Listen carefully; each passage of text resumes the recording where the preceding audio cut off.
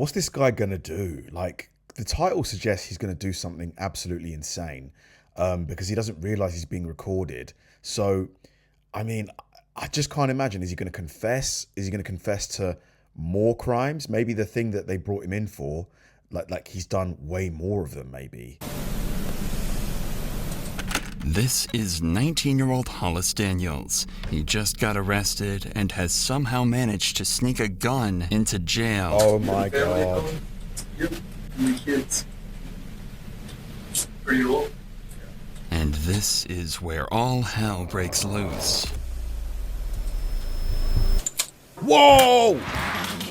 The moment this happens, Oh the entire police my- station goes into lockdown as officers scramble to make sense of the situation. The fact that he asked the cop how many kids he has, and then he goes ahead and does it anyway, that's crazy. This kid's a monster. They have no idea who did this and how something like this can even happen. Hollis, on the other hand, was by this time long gone and thought he was going to get away with it. But little did he know his heinous crime was being recorded every step of the way by hidden cameras. Now the chase was on to catch this cold-blooded teen killer. Jesus, man. What the hell? I cannot believe. You know, it's funny. My mom called me and said, "Reed, are you okay? There's been a shooting, and they say it's you." And immediately then I knew I'm going to jail for the rest of my life. At around 1 a.m. on the 8th of October, Hollis Daniels got into an argument with his friends. Allegedly, Hollis had stolen his friend Leo's gun and at one point even threatened him with it. As Hollis left the house that evening, Leo called the police telling them exactly what happened, and Hollis was pulled over at around 1:30 a.m. This kid Hollis has got something really wrong with him, doesn't he? Had the traffic stop you're about to see ended even slightly differently, Officer Floyd East Jr. might still be alive to this day. Hey, what's going on, man? I'm off police department. Where were you coming from? Nobody's house. We got a call about you causing a disturbance. A disturbance? Yeah, over at your friend's house. What's your friend's name? Leo? Leo? Yeah. Okay, why is Leo calling us, telling us you're messing with him? I have no idea, sir. Because I guess he didn't. I don't know. I'm not sure, sir. Okay. You have any guns or any weapons in the vehicle? Any drugs or anything like that? Step out here and talk to me, man, okay? Is that necessary, sir? Yeah, it is necessary, okay? Just come stand over here for me, okay? After stepping out, Hollis tells the officers that he did get into an argument with his friends, even getting thrown onto the floor at one point. However, he's adamant that he didn't steal anything from them, especially not a gun. The cops, though, aren't so sure, and want to search his vehicle to prove him wrong. It's crazy. He looks like a normal kid. Like, he looks like a normal, maybe frat boy at college, but you can never judge a book by its cover, can you? You don't have a gun inside the vehicle. You have a gun on your person? No, sir. No, I've had him down. Yeah, I've had him Do you down. care if we search your vehicle? Yes, sir. I kind of do. Why do you care? You don't want us to search your vehicle? Yeah, but not because I don't have a gun. I just don't. Like, I don't know something. If he was innocent, It's he not wouldn't necessary mind. on my own. No, it is necessary because right now you're involved in an investigation. That's why I'm asking if you have a gun in your car. No. I cannot search your vehicle for a gun. Yes, sir. Okay, then hang on to him. I'm gonna go there and see what's going on that side, and I'll be back over here. So might as well just put him in the back of the vehicle. What's he got in the car? Is it? Okay. As Hollis didn't give consent to search, It's the weapon. officers never ended up looking inside his vehicle. It could have been argued they had probable cause, but in this situation, the officers must have thought it was a gray area and let it slide. Sources say that it's very likely Hollis did indeed have the gun with him in the car, Oh, and that man. a search would have likely recovered the weapon and saved Officer Floyd's life. That's but tragic. instead, Hollis was given a friendly send-off and allowed to return back home. Damn, he said I tried to kill him? Or he said that I said that? Yeah, that's what he told the other officer. You can carry on with your night, man. Get home safe, buddy. Get some new friends. The very next Get some evening, new a call friends. came in from a student saying that they'd heard a gunshot and saw another student holding a gun. The cops, of course, took this extremely seriously, as they were worried that he might harm himself or others on the campus. So at 5:59 p.m., Officer Floyd East Jr. conducted a welfare check with his partner. Texas Tech Police Department, we're keying in. Inside, Hollis was nowhere to be seen, but the officers did manage to wake up his roommate, whom they were able to question about Hollis's whereabouts. Hey, what's up, man? What's your name? Andy. Andy? Is that who we're looking for? No, we're looking for Hollis. I just woke up. I'm sorry. That's okay. What do you know about your partner that lives in this room down here? Hollis Daniels? Hollis? I don't know a whole lot about him. Really. Sounds fishy. I haven't really hung out with these guys a whole lot. Okay. Despite the lack of information, though, it wouldn't take long for the cops to find something extremely unnerving that confirms their suspicions. There's a gun right here. Oh. Revolver. CO2. Unfortunately for the cops, this isn't the weapon that they're looking for. Oh, no. It's actually just a CO2 gun, and the cops eventually end up coming dry on any real firearms or evidence that one has been discharged here. However, they don't stop on their search, and they instead happen on something that worries them even more. Probably is some drugs or paraphernalia in there, but we can't tell from plain view, so we'll just go ahead and seize all that. And I don't know what those pills are, but there's another in there. And when I was looking inside this box, it looks like there's a little bag with some marijuana, maybe. The cops... But I mean, that's not stuff that, like, it's stuff that you would expect a college kid to have. Still doesn't make him, you know, look like a killer, really. Found small amounts of marijuana and a larger quantity of X concealed in a bottle that was supposed to be for antibiotics. According to his friends, Hollis had recently developed an addiction for X and was illegally obtaining it alongside smoking weed to supposedly treat his anxiety. If that was indeed the case, imagine how nervous he must have felt when he returned home at 6:29 p.m. to see 4 police officers searching his dorm. Hang on, what's your name, bud? Come here, buddy. What's up? What's your name? Andreas. No, it's not. Come on. He lied. Why is he lying? He's clearly guilty of something already, this kid. What's going on? No, what's going on? Come on. We've already talked to your other 3 roommates. We know Why what are they you look lying? Yeah. Like. That was a good try, though. Hey, Andreas. stand up for me real quick. Do you have any weapons or anything on you? Interlace your fingers on top of your head.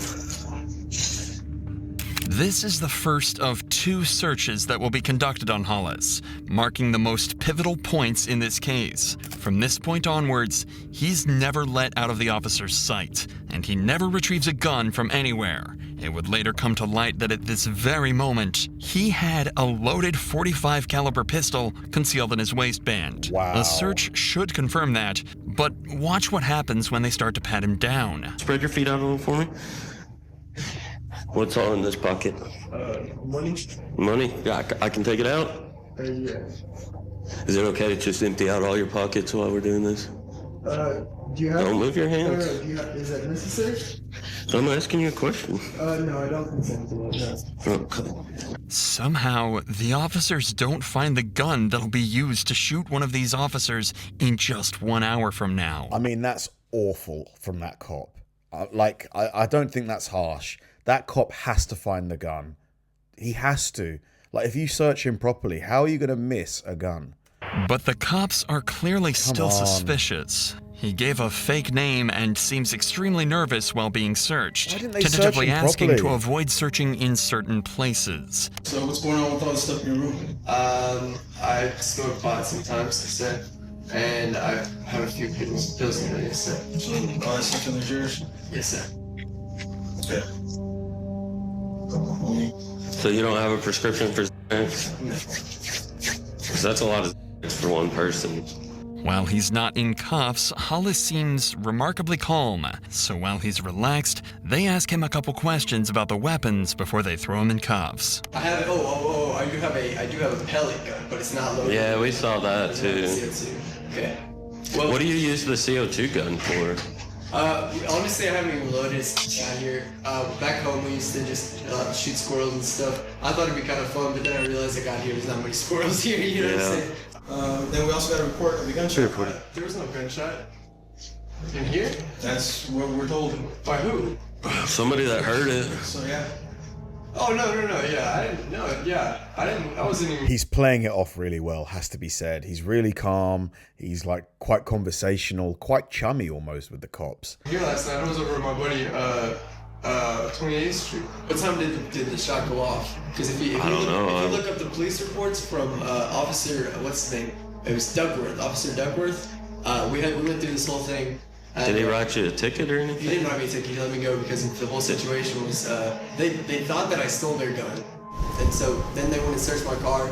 You can look and you can look at his what time he pulled me over, and I bet that whatever time the gunshot was reported won't actually, because that wasn't. It was. When the cops checked the reports, it turned out he was telling the truth, and the body cam from last night's traffic stop backs this story up. At this point, the cops could start to connect the dots. A kid accused of stealing a gun is now being accused of shooting it at university. It could definitely be assumed that something's gone overlooked. Either way, Hollis has been found in possession of multiple illegal drugs, so the cops finally decide to arrest him. What's the bond and stuff, you know?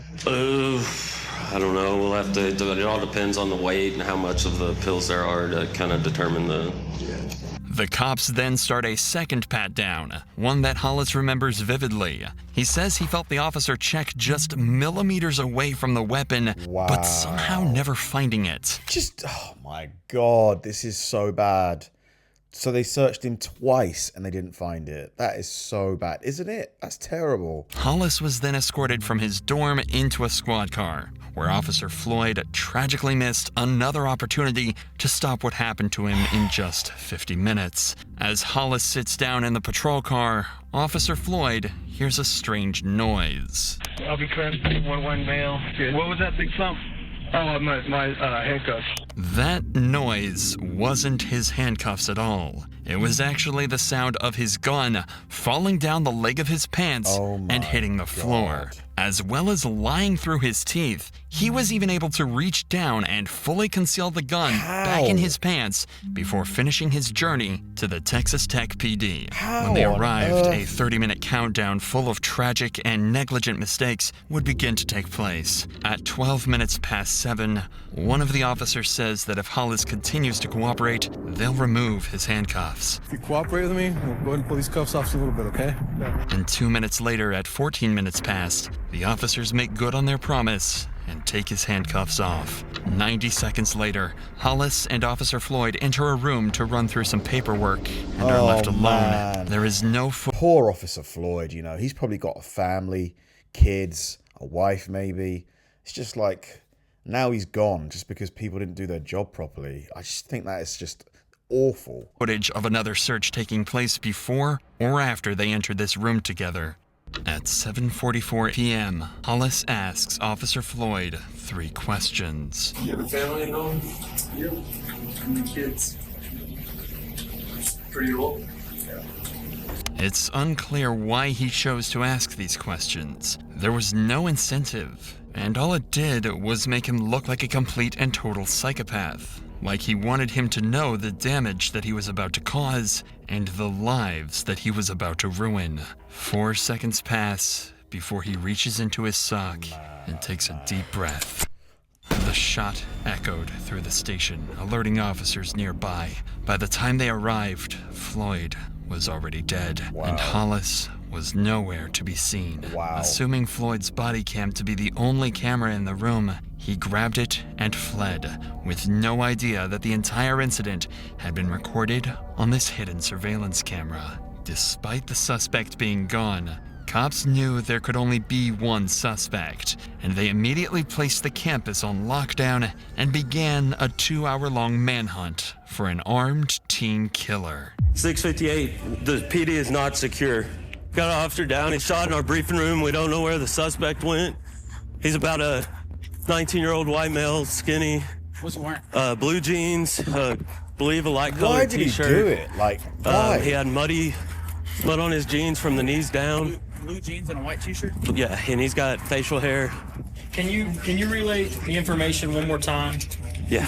To our sergeant so we can get all the perimeter units clear on what we're looking for. What's his last name? Daniel's last name, first name Hollis. After securing the area, detailing a full and proper description of Hollis, and searching the campus for a total of 90 minutes, Hollis was eventually found and apprehended without further injury.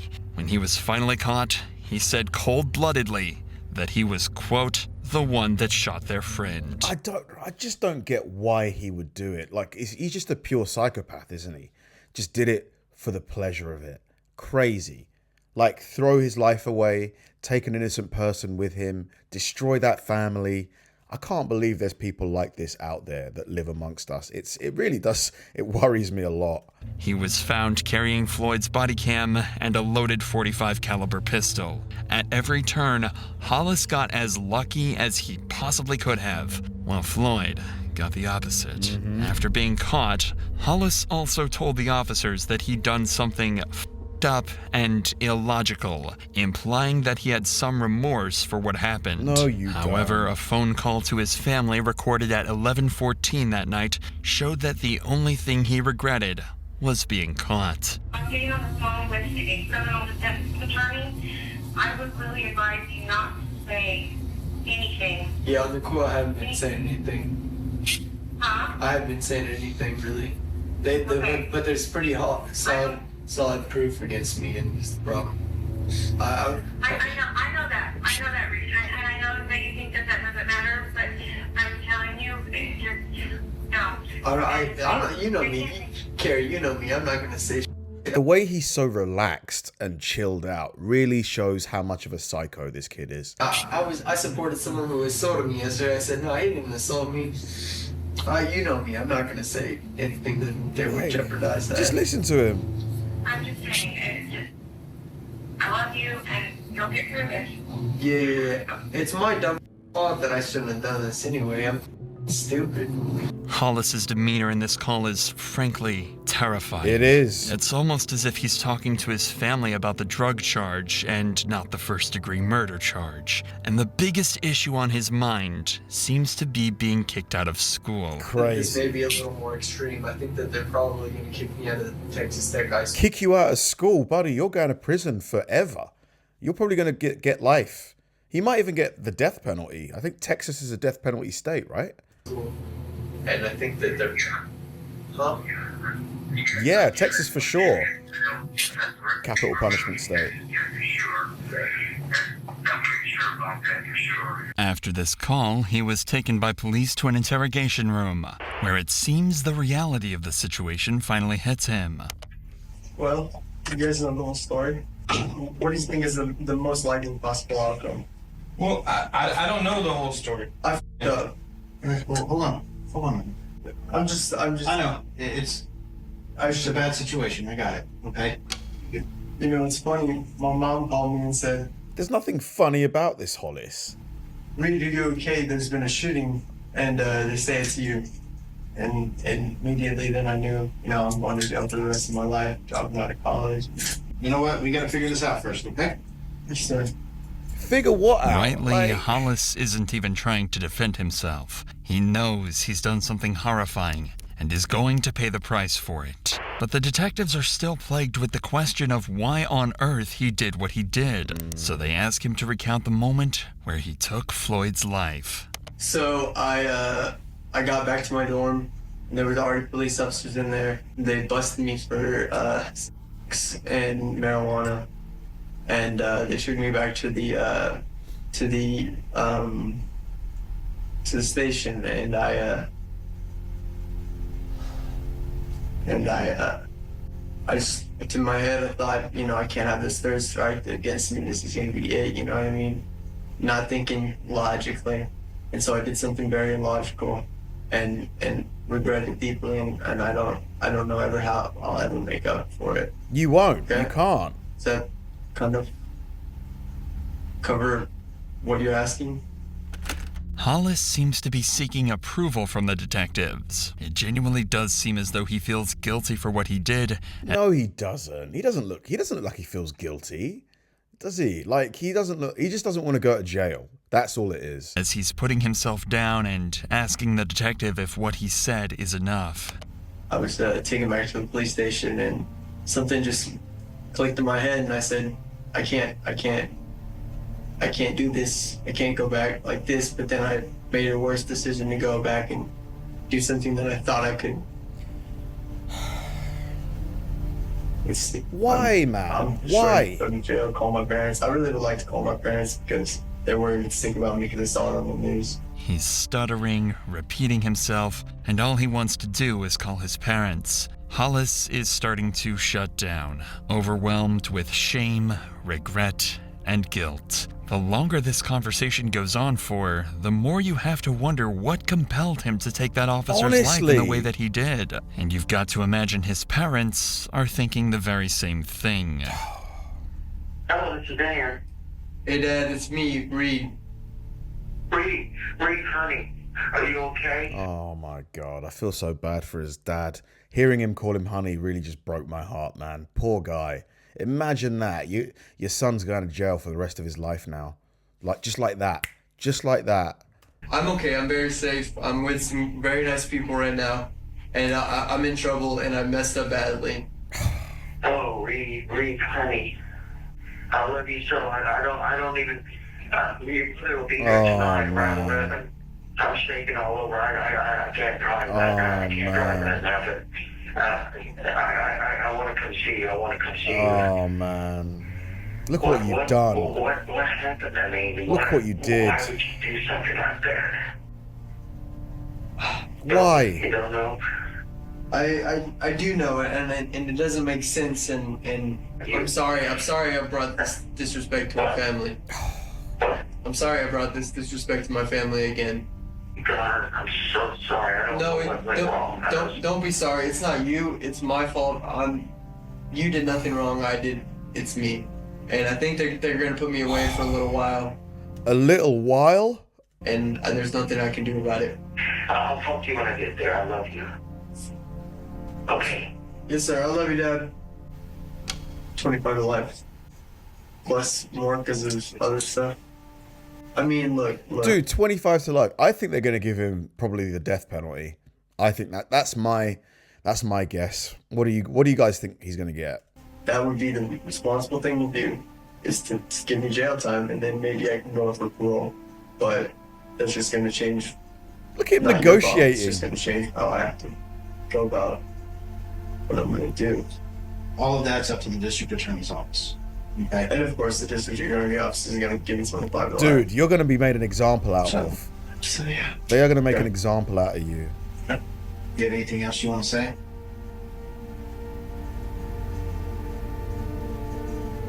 I guess not. But Hollis's motive for all of this, though, would be the biggest mystery of all.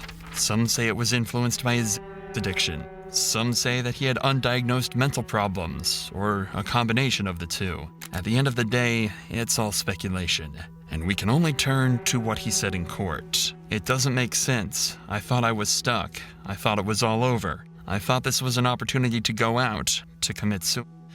There was no rational line of thought that I had. He also told the court that he wanted to go out with a bang, and that he asked Floyd about his family because he wanted them to be the last thing that he thought about. It seems as though Hollis panicked. He was scared about the consequences of the drug charges, and was influenced by drugs, mental issues, or something else to take the absolute worst route possible. After dodging 3 separate searches and almost being caught multiple times, he might have even thought that this was meant to be. He turned a simple possession of narcotics charge into a first-degree murder charge. And now, he's facing the death sentence. Yep. When asked why the jury should spare him, he said, "I think it's totally fair to say life for life, but then on the other hand, I think about my family. And the truth is, I'm biased in my own favor. I don't want to die. Not anymore." After deliberating for 3 days, a jury eventually concluded that Hollis should serve life in prison without the possibility of parole. Lucky. Very lucky. Wow. Oh my God. That was chilling. That was chilling. I just don't understand why. Like, maybe the influence to the, substances did have an impact on his mental state, his decision making. But even then, like the way he was so calm and composed when he was asking the questions to Officer Floyd, it didn't seem like a person who was experiencing psychosis. I don't know, like, I'm not a psychiatrist, but he seemed in full control of his mental capacities. To me, it looked like he made an active decision to do what he did. Like, I'm not sure if I buy that, oh, you know, it was this chemical or that chemical. I just think he's a cold-blooded killer who just wanted to do that. Like, it's such a horrible thing to do. Horrible thing. And I just think the cops, like, maybe it's harsh of me. What do you guys think of this? But the cops who didn't search him properly should be penalized quite severely. Like, because had they done their job properly, he'd still be alive, Officer Floyd. It's as simple as that. It really is that simple to me. Like, had they searched him, they would have found the weapon and he wouldn't have been able to do it. Like, how does he not get searched 3 times? Like, I'm actually quite angry about this because Officer Floyd, his kids don't have a dad now.